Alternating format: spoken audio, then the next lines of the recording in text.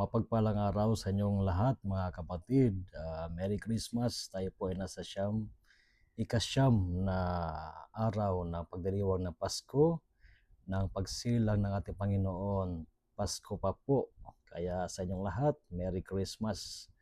Mga kapatid, samahan ninyo si Padre Ron upang ating pakinggan ang Ebanghelyo sa araw na ito, araw ng Huwebes, January 2, 2025. Mula sa Ebanghelyo ni San Juan, chapter 1, verses 19 to 28. This is the testimony of John when the Jews from Jerusalem sent priests and Levites to ask him, "Who are you?" He admitted and did not deny it, but admitted, "I am not the Christ." So they asked him, "What are you then? Are you Elijah?" And he said, "I am not." "Are you the prophet?" He answered, "No." So they said to him, "Who are you? So we can give an answer to those who sent us." "What do you have to say for yourself?" He said, "I am the voice of one crying out in the desert, 'Make straight the way of the Lord.'" As Isaiah the prophet said, some Pharisees were also sent. They asked him, "Why then do you baptize if you are not the Christ or Elijah or the prophet?" John answered them, "I baptize with water, but there is one among you whom you do not recognize, the one who is coming after me, whose sandal strap I am not worthy to untie." This happened in Bethany, across the Jordan, where John was baptizing. Mga kapatid, ikaw ba ay kilalang kilala o masabi natin sikat sa iba't ibang paraan o kaya sa larangan ng social media? Ang Paskong ito ay nag-aanyaya sa atin ng pagiging saksi ng ating ipinagdiriwang, ang pagsilang ng ating Panginoon.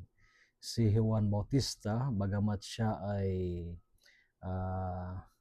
napakatunog na kanyang pangalan, o masabi natin na nariyan na yung kanyang kasikatan, marami mga tao na kung saan ay talagang kilalang kilala na si Juan Bautista.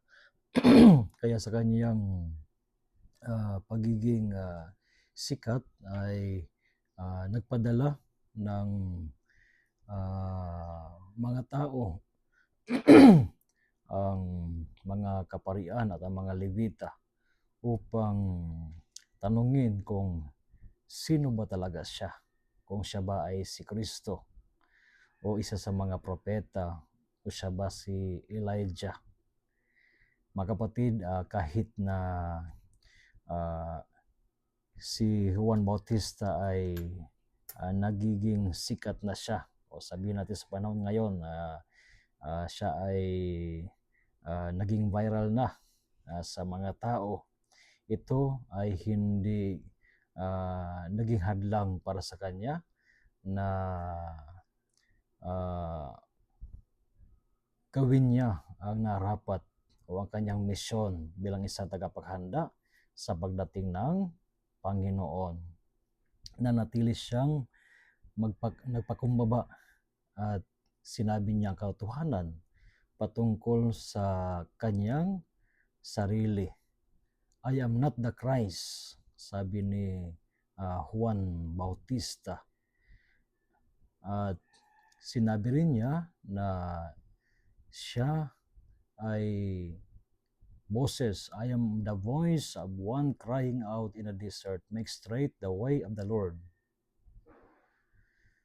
Kaya itong ginawa ni Juan Bautista isang huwaran para sa atin, lalo na tayo bilang mga Kristiyano, na sana nasa buhay natin, what appears is Jesus, not ourselves.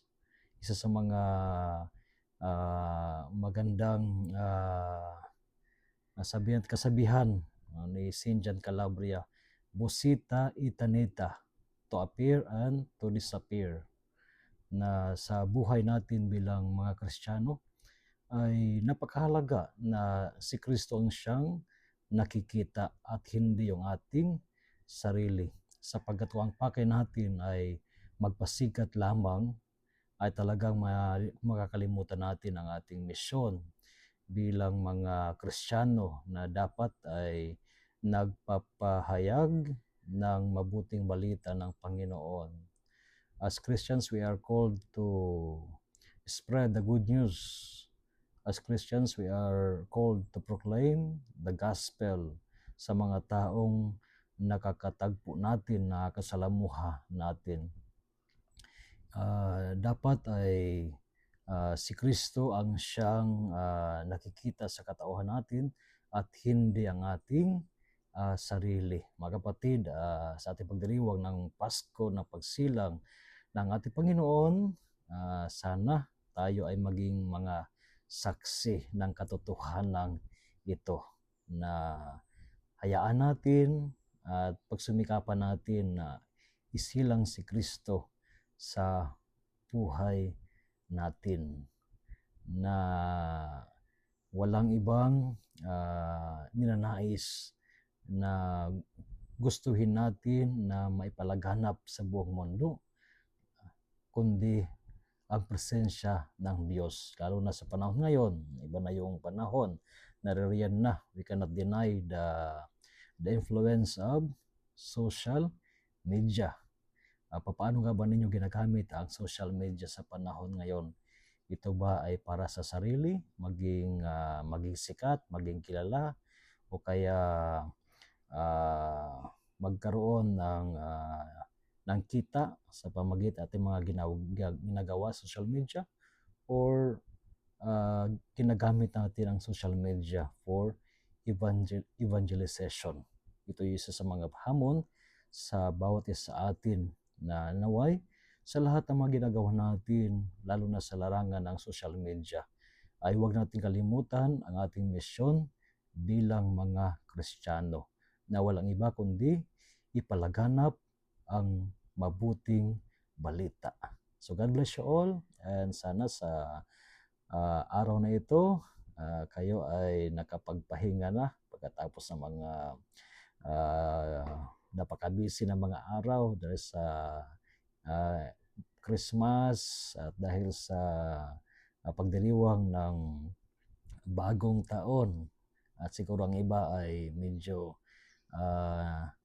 naririyan sa paglilinis, pag-aayos ng bahay, at yung iba ay naghahanda na o pumasok na sa trabaho. So dalangin ko na ang lahat ay nasa mabuting kalagayan sa araw na ito, at aking pagbati sa lahat, again, Merry Christmas and a Happy New Year. May this whole year 2025 ay maging mabunga para sa ating lahat. Kaya mga kapatid, hayaan natin na sana sa ating binabahagi sa inyo sa magitan ng ating social media apostolate na ang title ay Laag, sana ay kayo ay natulungan kahit ng kaunti sa ikalago ng ating buhay spiritual bilang mga mananampalataya ni Kristo. Again, a blessed day sa inyong lahat, and of course, rest assured of my prayers for each one of you and for your family.